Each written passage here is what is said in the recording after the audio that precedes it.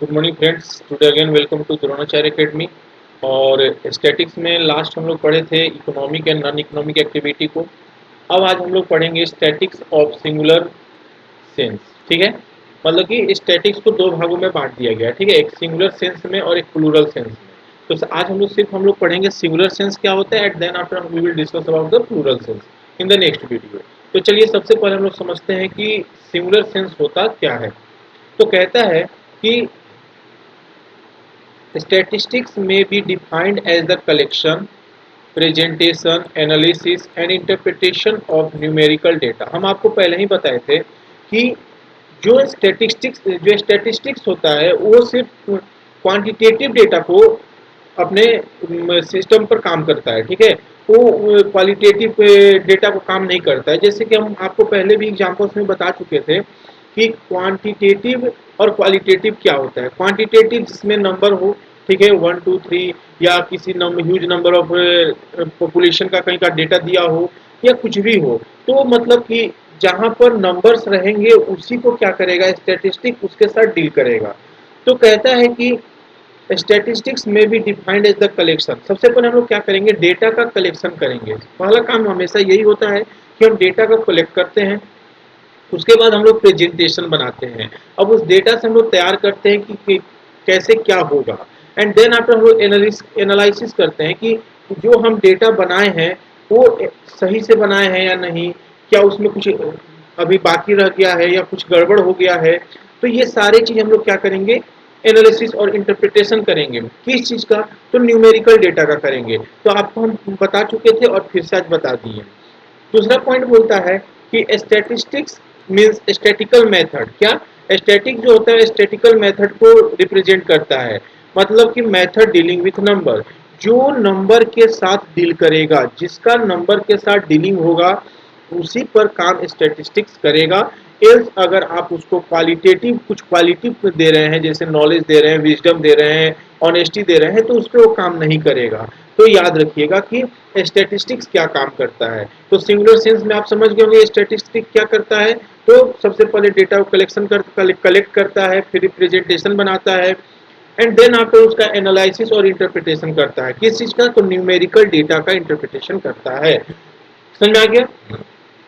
अब हम लोग आगे बढ़ते हैं अपना अगला टॉपिक पे। तो कहता है क्या कि अगला टॉपिक में कि स्टैटिकल स्टडी का कुछ स्टेज होता है, मतलब कि उसको कुछ स्टेज पर काम किया जाता है। तो यहाँ पर देखिए 5 स्टेजेस हैं।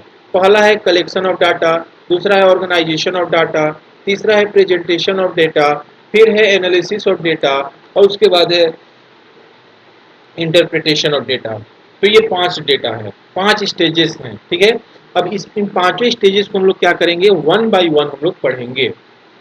तो चलिए देखते हैं पहला। तो पहला मेरा क्या है, कलेक्शन ऑफ डेटा।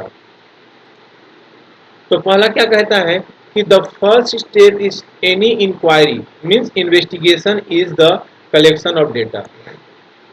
पहले ही हम आपको ये डिस्कस कर दिए कि मेरा सबसे पहला काम किसी भी चीज में होता, अगर किसी प्रकार का हम इंक्वायरी कर रहे हैं, किसी प्रकार का हम इन्वेस्टिगेशन कर रहे हैं, तो मेरा सबसे पहला काम होता है कि हम डेटा को कलेक्ट करेंगे।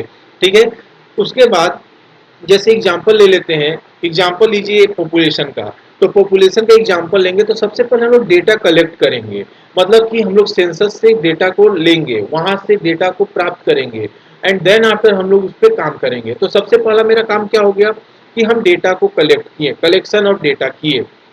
दूसरा बोलता है कि the data may be collected for the whole population और फॉर अ सैंपल ओनली। कहता है कि डेटा या तो हम पूरा पॉपुलेशन का कलेक्ट कर लेंगे या फिर कुछ सैंपल लेंगे। जैसे आपको एग्जांपल देते हैं, जैसे हम लोग के देश में वोट होता है, क्या होता है, वोट होता है। तो वोटिंग होता है, तो देखते होंगे चैनल्स पर दिखाता है कि इस बार कौन जीत रहा है या कौन हार रहा है। तो वो लोग क्या करता है, कुछ सैंपल लेता है, मतलब कि मान लीजिए 10,000 आदमी का क्या कर लिया, सैंपल ले लिया, 20,000 आदमी का ही सैंपल ले लिया, और उस सैंपल लेने के बाद, उस डेटा को कलेक्ट करने के बाद उसी से वो लोग एक व्यू तैयार करता है कि हो सकता है ये पार्टी हो वो जीत जाए, या ये पार्टी है जो हार जाए। तो हम लोग डेटा को कलेक्ट करते हैं। ठीक है, अगला बोला कि द एन्यूमरेटर और investigator is the well trained individual who collect the statistical data.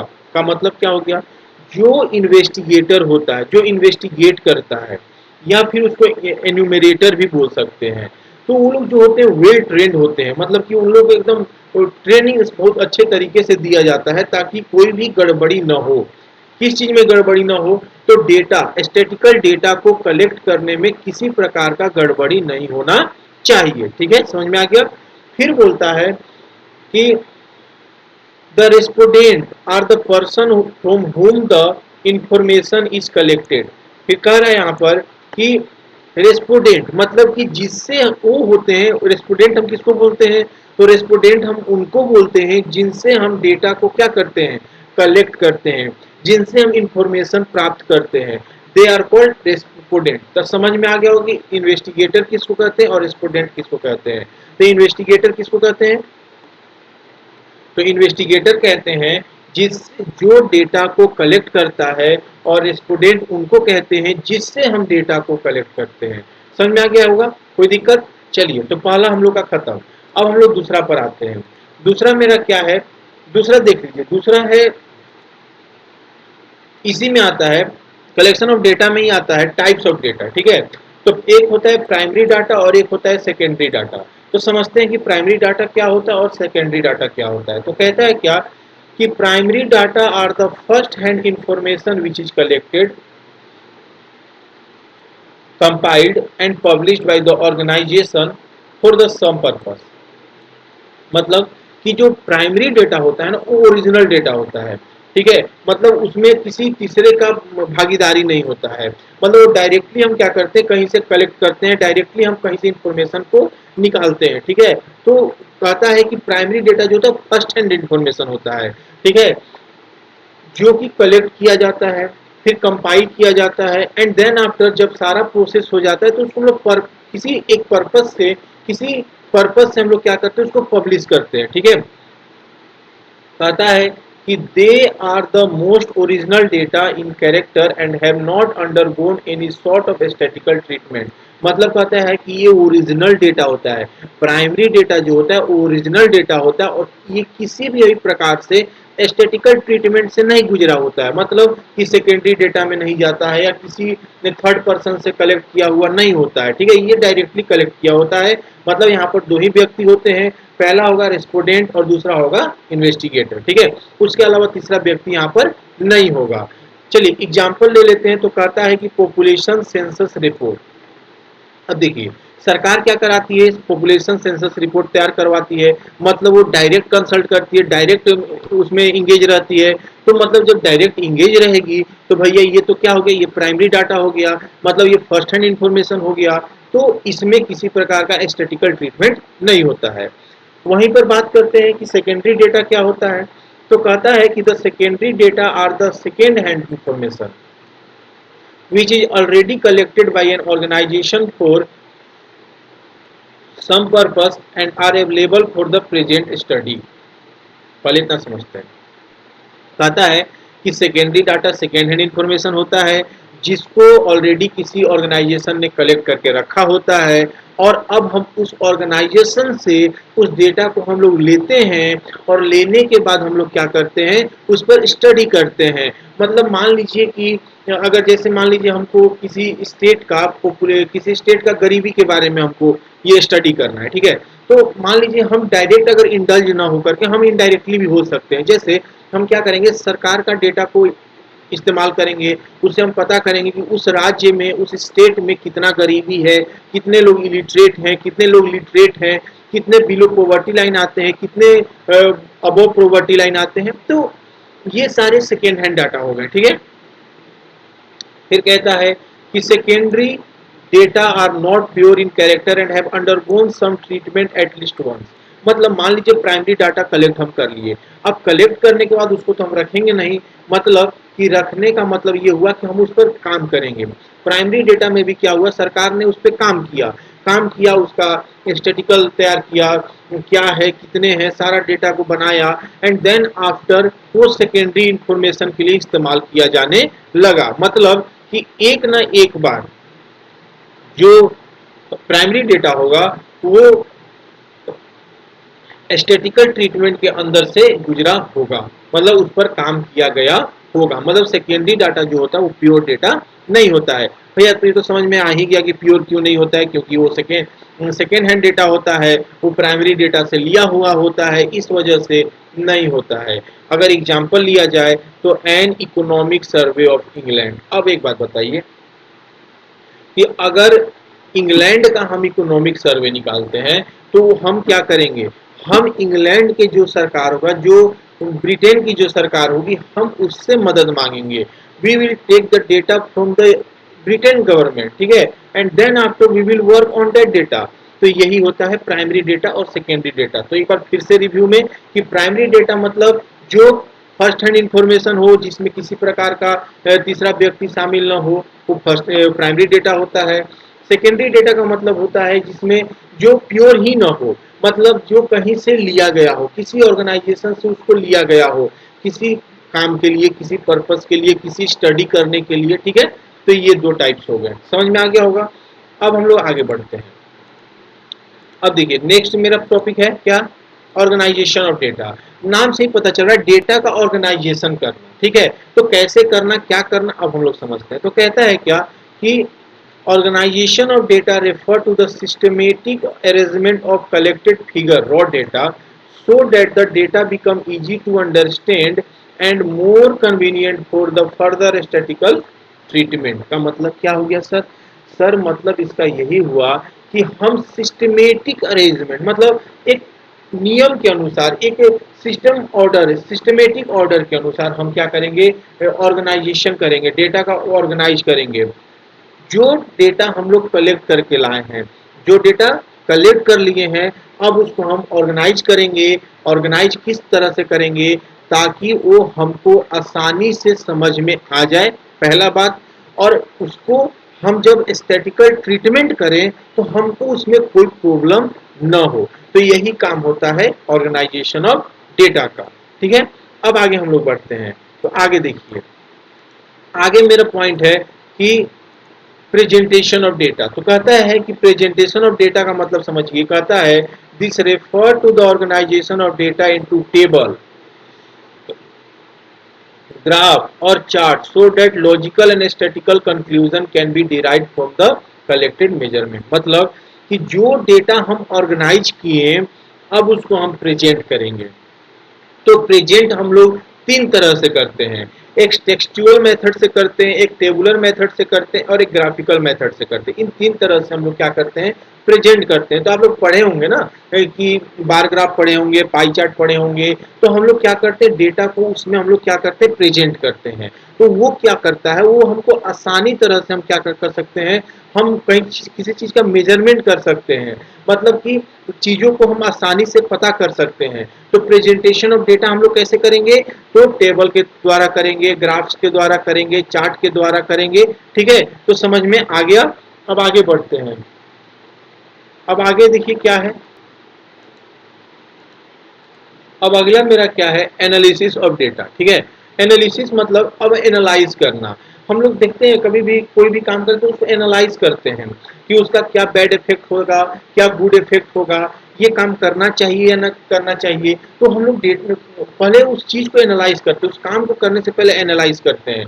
तो यहाँ पर ये क्या बोला, तो ये पहले हम लोग समझते हैं, ठीक है। बोलता है कि data analysis is the process of inspecting, cleaning, transforming, and modeling data with the goal of discovering useful information, informing conclusion and supporting decision making। का मतलब क्या हो गया सर? तो सर इसका मतलब यही हुआ कि जो डेटा हम कलेक्ट करके लाए थे, जिस डेटा को हम लोग ऑर्गेनाइज किए, जिस डेटा को हम लोग प्रेजेंटेशन में डाल दिए, अब उस डेटा को हम लोग इंस्पेक्ट करेंगे, रिसर्च करेंगे, जांच करेंगे।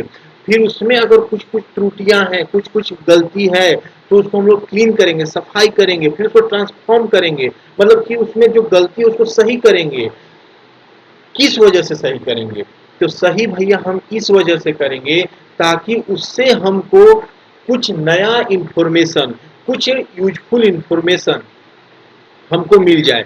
ताकि उससे हम कोई इंफॉर्मिंग कंक्लूजन तैयार कर पाए, जिससे किसी प्रकार का डिसीजन अगर हमको मेक करना है, डिसीजन मेकिंग का काम करना है, तो आसानी से काम हो जाए। तो समझ गए डेटा एनालिसिस ऑफ डेटा। तो फिर से जो डेटा हम लोग तैयार किए हैं उसका हम लोग इंस्पेक्टिंग करेंगे। इंस्पेक्टिंग मतलब कि रिसर्च करेंगे, क्या कोई गड़बड़ है गड़बड़ तो उसको क्लीन करेंगे, क्लीनिंग करेंगे, फिर उसको ट्रांसफॉर्मिंग करेंगे, एंड देन आफ्टर हम लोग इसलिए करेंगे ताकि हमको उससे कुछ यूजफुल इंफॉर्मेशन मिल जाए और हम कुछ इंफॉर्मिंग कंक्लूजन की तरफ बढ़े, और जिससे हमको आगे चलकर डिसीजन मेक करने में मदद मिले।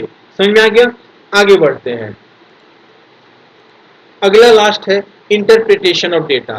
डेटा इंटरप्रिटेशन का आप लोग नाम सुने होंगे, डीआई जिसको हम लोग कहते हैं, पढ़े भी होंगे, क्लास 10 में भी पढ़े होंगे, या फिर मिन मीडियम मोड पढ़े होंगे तो उसमें भी पढ़े होंगे कि डेटा इंटरप्रिटेशन का काम कैसे होता है। तो देखिए क्या कहता है, समझिए। कहता है कि data interpretation is the process of reviewing data through some predefined process which will help assign some meaning of the data and arrive the relevant conclusion। मतलब क्या हुआ कि यहाँ पर आप एग्जाम्पल में देख रहे होंगे कि नंबर ऑफ स्टूडेंट दिया हुआ है, मतलब ये सारे नंबर ऑफ स्टूडेंट हैं। क्या है? Number of student. अब यहाँ पर देखिए, फुटबॉल खेलने वाले ये हैं, स्नूकर खेलने वाले ये हैं, और बैडमिंटन खेलने वाले ये हैं। तो अब देखिए जो डेटा हमको मिला, जिस डेटा से हम लोग पता कर किए कि अरे ये डेटा से हमको ये इंफॉर्मेशन हो गया, मतलब मान लीजिए क्लास में 50 स्टूडेंट हैं, तो 50 स्टूडेंट में हमको पता चल गया कि कुछ रेशियो जो है स्टूडेंट का वो फुटबॉल पसंद करते हैं, कुछ रेशियो जो स्टूडेंट का है वो स्नूकर में पसंद करते हैं, और कुछ रेशियो जो बच गए वो बैडमिंटन, ठीक है, और ऐसे भी कुछ होंगे जो नन ऑफ दीज होंगे, मतलब जिनको खेलना पसंद नहीं होगा। तो कैसे ये हमको पता चला? जब हम डेटा को कलेक्ट किए, डेटा से हम लोग ऑर्गेनाइज किए, फिर उसको प्रेजेंट किए, एनालिसिस किए, एंड देन आफ्टर हम लोग डेटा को इंटरप्रेटेट किए, इंटरप्रिटेशन ऑफ डेटा हम लोग किए। तो जब हम कंक्लूजन इसी पर हम लोग आएंगे कि जब हम किसी भी डेटा को तैयार करेंगे, जब हम किसी भी डेटा को कलेक्ट करेंगे, तो मेरा मोटिव यही होना चाहिए कि वो डेटा कलेक्ट होने के बाद वो किस प्रकार से हमको यूजफुल इंफॉर्मेशन दे रहा है या नहीं। अगर दे रहा है then we will okay, and not if अगर वो नहीं दे पा रहा है यूजफुल इंफॉर्मेशन, तो सिंपल है भैया, हम उसमें क्या करेंगे, एनालाइज करेंगे कि क्यों नहीं दे पा रहा है, क्या गलती रह गया जिसके वजह से नहीं दे पा रहा है। तो सिंगुलर सेंस आप लोगों को समझ में आ गया होगा। समझ में आ गया होगा, बहुत बढ़िया बात। नहीं आया तो कमेंट कीजिए, कमेंट में आपको सॉल्यूशन फिर से दिया जाएगा। आज के लिए इतना ही, अगला क्लास में हम लोग प्लूरल सेंस के साथ मिलेंगे। तो आज के लिए इतना ही। जय हिंद, जय भारत।